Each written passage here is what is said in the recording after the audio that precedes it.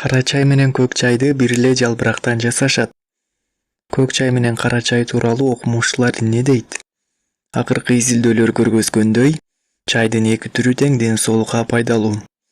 Кара чайды даярдоодо өң, жыт жана түс менен кошо теафлавин жана теарубигин заттары пайда болуп, пайдалуулугу күчөйт. Белгилүү болгондой, кара чай жүрөк ооруларын алдын алат. Бул багытта толук түрдө изилдөөлөр аягына чыга элек болгондуктан табышмактуу жактары да бар. Бирок илимий изилдөөлөр адамдын организми чайды колдонууну талап кыларын көргөздү.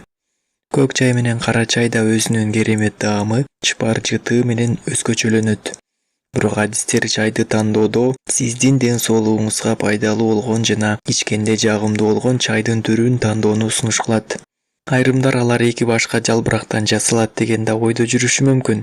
Бирок көк чай менен кара чай бир эле жалбырактан чогултулуп, иштетүүдө гана бөлүнөт. Кара чай кантип пайда болот?